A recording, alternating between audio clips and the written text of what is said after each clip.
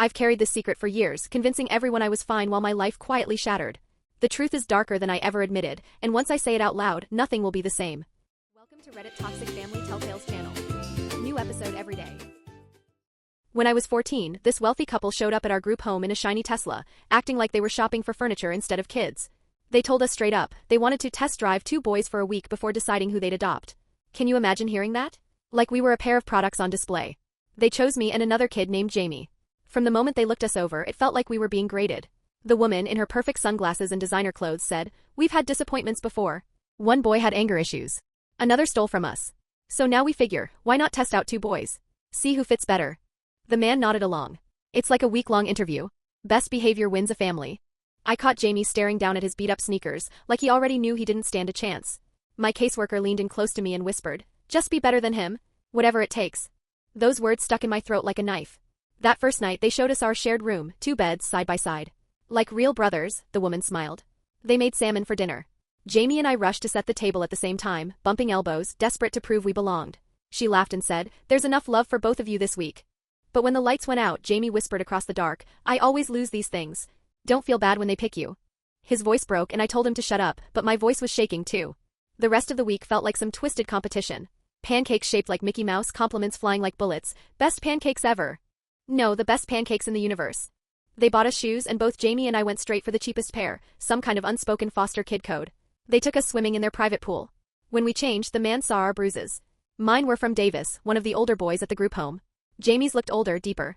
The man gasped, "Oh my God, we're filing reports. You're safe now." That night, I accidentally called her Mom. Jamie kicked me under the table, but she just smiled. "That works," she said. Then she turned to Jamie. "You too, sweetheart." His whole face lit up like he finally belonged. From that moment, we stopped competing. We became a team. By Thursday, they were introducing us at their country club as our boys. Not foster kids, they're boys. Someone said Jamie had the dad's eyes, and I swear he almost cried right there. That night, Jamie showed me his only treasure, a photo of his birth mom. He told me she was just 15 when she had him, and sometimes he imagined she was still out there, searching for him. We stayed up until 3 a.m. dreaming about how maybe they'd keep us both. Maybe we'd actually be brothers. But Friday morning came. And with it, that look. Red eyes, tight smiles. The "we need to talk" face. They called Jamie into the living room first. I could hear him crying. When he came back, his voice was shredded. "They picked you," he whispered. "I leave in an hour." We sat in our room for that last hour, holding on to the only things we had. He gave me his mom's photo. "Keep it safe," he said. "Maybe we'll find each other again." I gave him my best hoodie. The couple drove him away while I watched from the window, the woman crying as if she hadn't just ripped us apart. That night, they sat me down with cocoa and adoption papers. "We want you for real forever," she said. But all I saw was Jamie's empty bed.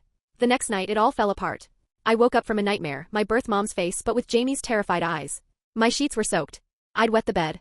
I tried to clean it before they noticed, but the woman flipped on the light. She froze, staring at me. The man's face twisted from concern into disgust. "It's okay," she said gently, but she was already dialing her phone. I heard her in the hall, her voice sharp as a knife. "We didn't sign up for damaged goods. Maybe we should have kept Jamie. At least he was toilet trained." The man came back with garbage bags. They didn't speak during the drive to return me. She just kept checking the rearview mirror, like I might ruin her leather seats too. Back at the group home, the director barely looked up. She just led me to my old room. Davis was waiting. Smirking. "Heard you tried to snitch," he hissed before slamming me against the wall. His fists crashed into my stomach. I doubled over, gasping, while he whispered, "Snitches get worse than stitches." The director stood in the doorway watching, like she always did when Davis handled problems. He beat me until I couldn't breathe, then dragged me to the bathroom and shoved my head in the toilet, holding me down until black spots danced in my vision. When he finally let go, I was coughing up dirty water while everyone laughed that I'd pissed myself again. Nobody helped me. Not one adult. That night, I couldn't sleep. Every time I closed my eyes, all I saw was Jamie's broken face when they told him he wasn't good enough. The next morning, I snapped. When Davis called me a bedwetter at breakfast, I hurled a chair across the table. They shoved me into the therapeutic wing after that. The therapist kept scribbling notes, asking about my regression and trauma responses. I didn't answer. I just stared at the wall until she wrote selective mutism on her clipboard. For 5 days, I didn't speak. Not a single word. On the 6th, Terry snuck in during shift change. He showed me his phone. Security footage from the night I came back. It showed Davis attacking me in the hallway before I even made it to our room. And then Terry swiped again. More videos. My stomach dropped. Weeks of footage. Davis beating little kids behind the gym. Forcing 12-year-olds to fight each other for fun. Selling pills to kids who weren't even teenagers yet. And the worst part? Staff just stood there watching. Terry had been collecting it all. Waiting for someone brave enough to help. That night, we uploaded everything, 47 videos, onto cloud accounts and backup folders. Videos of drug deals in bathrooms, kids screaming while adults counted cash. It was enough to burn the whole place down. But even then, even with proof, nothing was safe. Miss Carson, my monthly caseworker, came for a check-in. I showed her one of the videos. Her face drained of color. She leaned close and hissed, "Delete everything. Now. Or I'll have you transferred to Riverside." Riverside, the place kids disappeared into and never came back. That night, Terry set up timed auto-uploads in case anything happened to us. 2 boys, 14 and 15, planning like we were in witness protection, because nobody else would protect us. 3 weeks later, I got dumped back into the main dorms. Davis smiled when I walked in. Like he owned me. That night, the supervisor came by for bed checks, but Davis slipped him $50 and suddenly we were invisible. Terry filmed the whole exchange. At 3 a.m., I woke to the sound of scissors scraping against metal. Davis stood over my bed, holding the biggest pair from the art room. "Heard you still got that picture," he whispered. The fight that followed, it was silent, desperate. Fists slamming, ribs cracking, Terry jumping on Davis's back. Blood smeared across the nightstand. The scissors sliced my cheek. Warm blood dripping down my neck. It felt like forever, but finally Davis staggered back to his bed, nose broken, lips split. None of us slept. The next day I saw Jamie. Not in person, but on Instagram. Oakwood Academy swim team photo. There he was, back row, smiling in my old hoodie. The caption said he won Most Improved. He looked healthy. He looked happy. Meanwhile, back at Willowbrook, Terry's mom tried to visit. She saw his bruises, threatened to call reporters. They labeled her emotionally unstable and suspended her visits for 3 months. Terry didn't speak for a week after that. And just when I thought things couldn't get worse, Davis cornered me in the bathroom. He held Jamie's photo, the one Jamie had given me, over the toilet. Flush the videos or I flush this. That picture was my only link to Jamie. To family. I lunged at him and we both crashed through a stall door. The photo fell into the water. My vision blurred as Davis smashed my head against the porcelain, but I kept reaching. I pulled the picture out, dripping, the image already fading. Terry barged in, recording with his phone. Davis dropped me and lunged for him instead. The 3 of us went down in a mess of blood, water, and rage. 2 days later, a new kid showed up. Kevin. 13 years old, diabetic. The director announced his parents' lawyer forced them to let him keep a phone for emergencies. Terry and I locked eyes across the room. Kevin didn't know it yet. But he was about to become our only chance at survival. I spent hours hunched over in the bathroom with wads of scratchy toilet paper, trying to dry Jamie's mom's photo. Her face bled into the paper like watercolor paint left out in the rain. The edges were torn, the details fading. But it was all I had of him, so I tucked it back into my pillowcase, checking every few hours to make sure it hadn't disintegrated completely. Kevin, the new kid, spent his first week complaining about the awful Wi-Fi. Terry offered to help him find better signal, and together we showed him the secret spots, by the hallway cameras, near the loading dock where Davis liked to do his shady deals. Kevin thought we were just being friendly. He had no idea we were testing him. He didn't know yet that we needed him. 2 weeks later, Miss Carson returned, this time dragging her supervisor along. They pulled me into the director's office, saying I'd made serious allegations. My stomach twisted. Davis was sitting in the next room. I could hear his fists pounding the wall every time I opened my mouth to answer their questions. For an hour, I told them everything I could. When it was over, they shook the director's hand like it was just another day at the office. No evidence of abuse found, they said. Case closed. The door clicked shut, and Davis strolled past me in the hallway with a grin that made my skin crawl. That night, Kevin found me in the bathroom, trying not to break down. He held out his phone. On the screen was an Instagram post from the Lawsons, Jamie's new family. They claimed he had attachment disorders and needed treatment at a special facility. The caption painted them as heroes for sticking by their son. And the comments? All praise. All bravery this and selfless that. But I knew exactly what it meant. They were building the excuse. Setting up their public alibi for when they eventually tossed him aside, just like they did with me. A month passed after that failed investigation, and I started stealing printer paper from the library during study hall. Every night I'd write down what happened, times, names, exact details. If nobody else would protect us, I'd at least have a record. Terry found me one night surrounded by pages and called it evidence building. But for me, it wasn't about evidence. It was survival. Meanwhile, the night supervisor started sneaking in his nephew after midnight. We all knew the kid was dealing, parking his Honda by the dumpsters, people coming and going all night. Kevin fixed an old phone with parts from the computer lab and started filming. License plates. Cash sliding through kitchen windows. Bags changing hands. Suddenly, it wasn't just Davis we were documenting. It was the whole rotten machine. 3 weeks into our little operation, the director ordered a surprise room inspection at 6 in the morning. I saw the look in Davis's eyes at breakfast. I knew he'd planted something. Terry had spotted him near my room the night before, so he swapped the stash into Davis's own locker. When staff pulled a bag of Oxy out of his things, Davis lost it.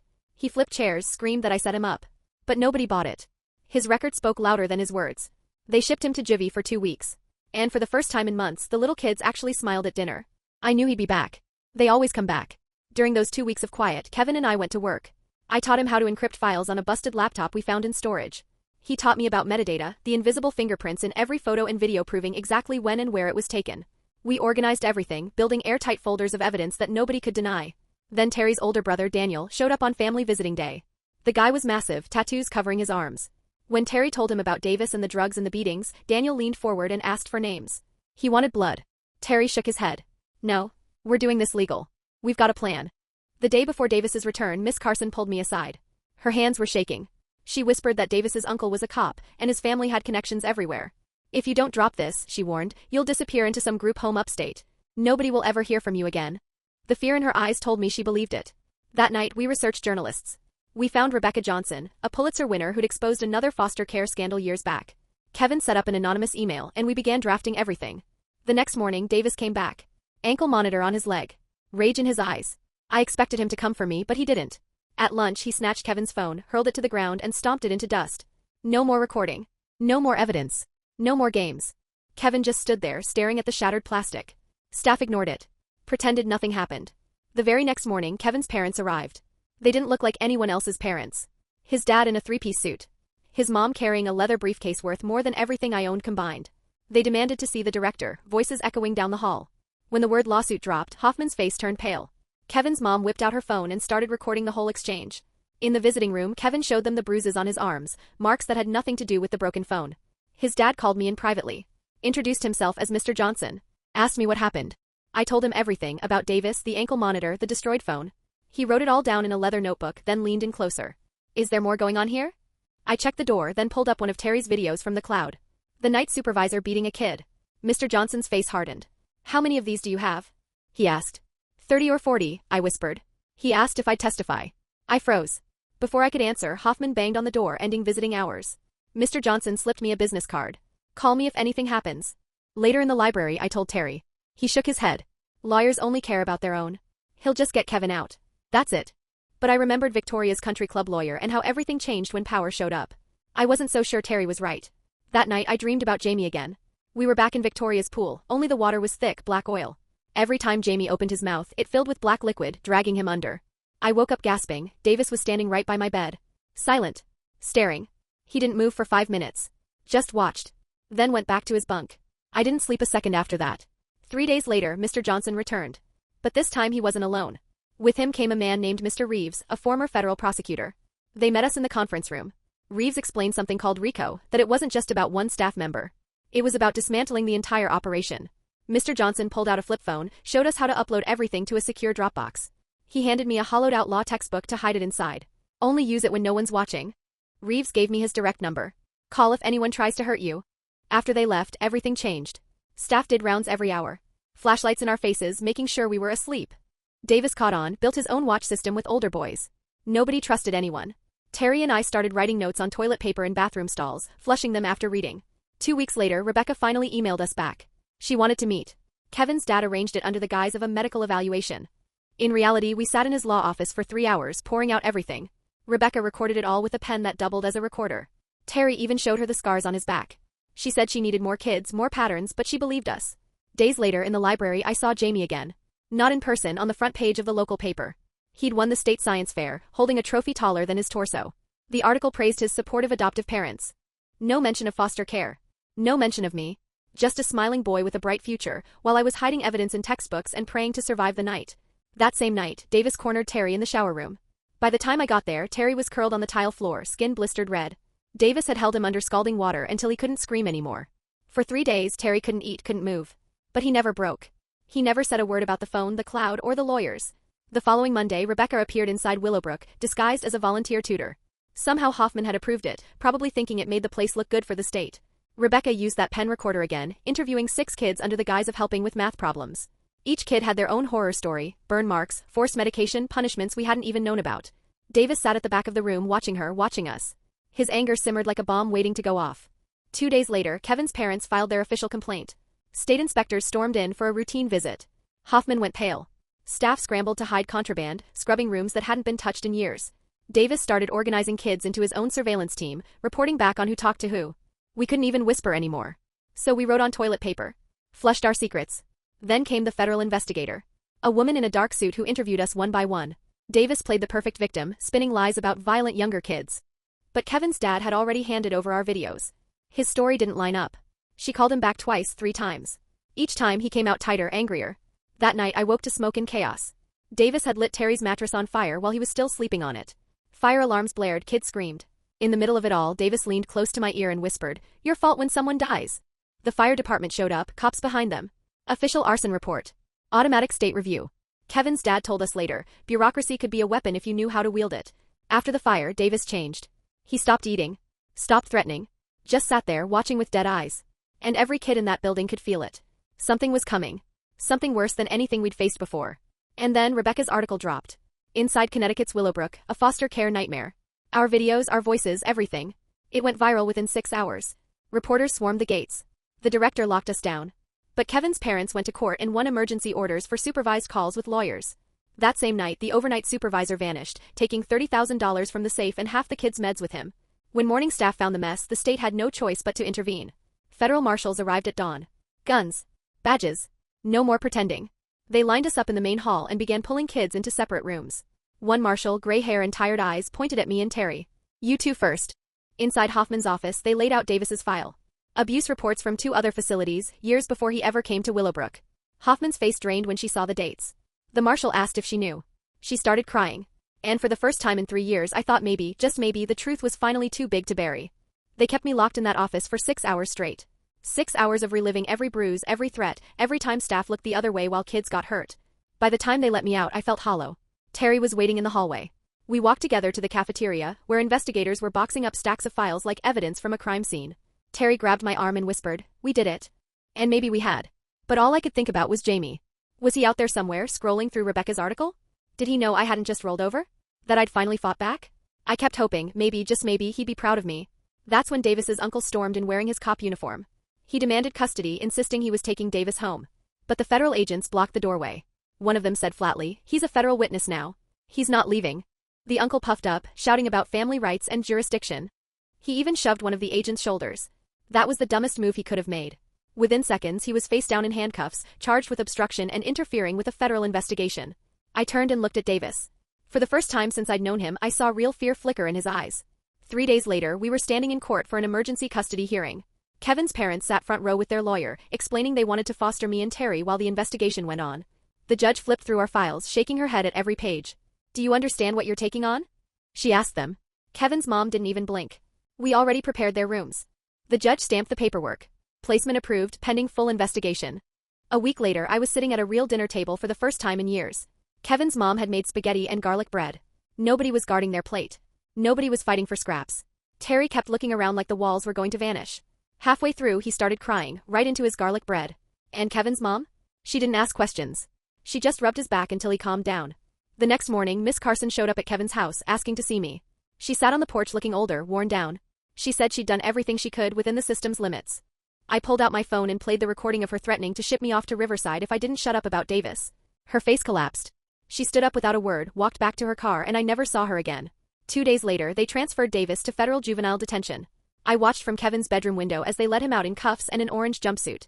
He looked up at me, mouthed, "I'll find you." But this time, he was in chains. And I was free. That same afternoon, the Lawsons called Kevin's parents after seeing Rebecca's article. They tried to play the concerned adults card, offering to pay for therapy. Kevin's dad cut them off cold. "Send everything through our lawyers." Then he hung up. That night I broke down. 3 months of fear, pain, and anger crashed out of me all at once. I cried until I couldn't breathe, sobbing about Jamie, about Mickey Mouse pancakes, about the pool, about how the Lawsons stole a future from 2 broken kids who might have healed together. Terry just held me, repeating, "It's okay. We're safe now." A month later, Rebecca's article won 3 awards.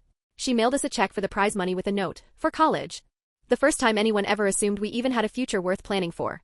2 weeks after that, the FBI showed up at Kevin's house. They spread photos across the table, faces of staff from the group home.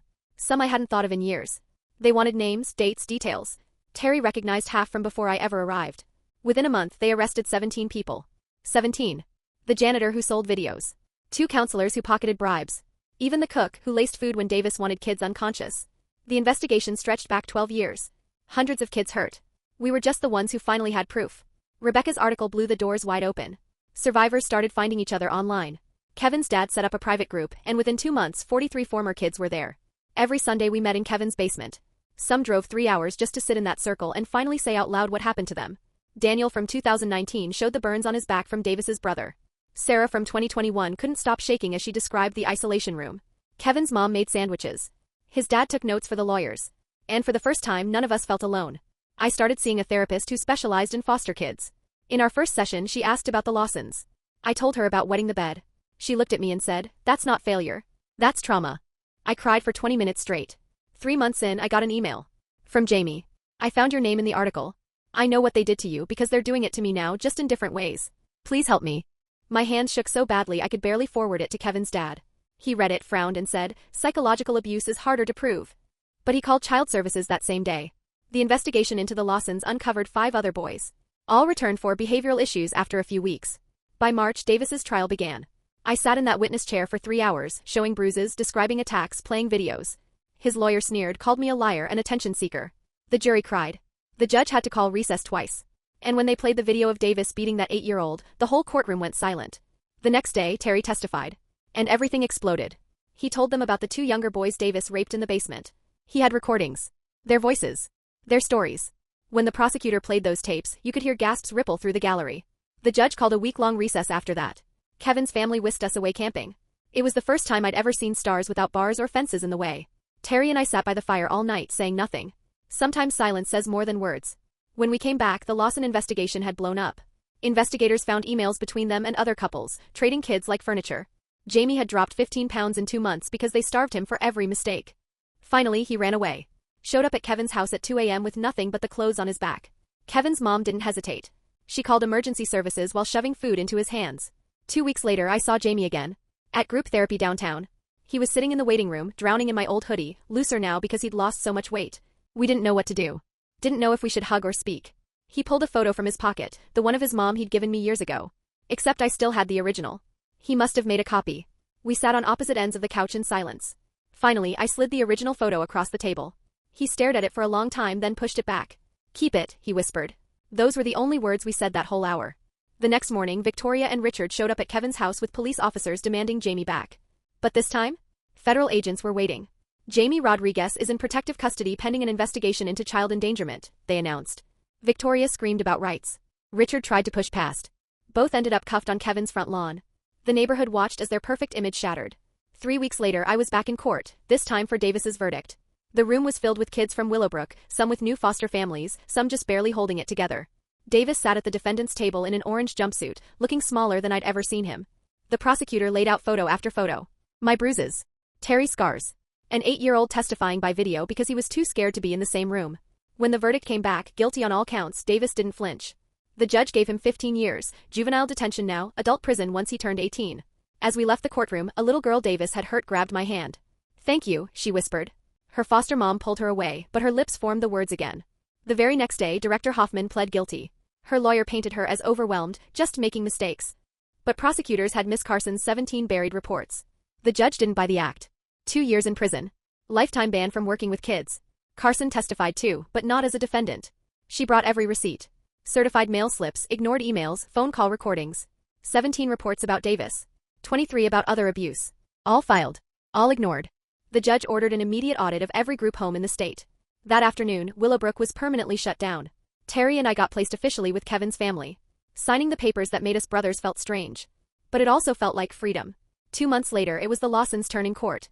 I told the jury about that trial week, the way they made us perform like circus animals. The Tesla ride home after they rejected me for wetting the bed. Jamie's testimony was brutal. He described the starvation, the silent punishments, the impossible standards. They wanted a porcelain doll, not a boy. 5 other kids testified via video. One sent back for getting a B. Another for crying when his birth father died. The jury deliberated less than an hour. Guilty on all counts.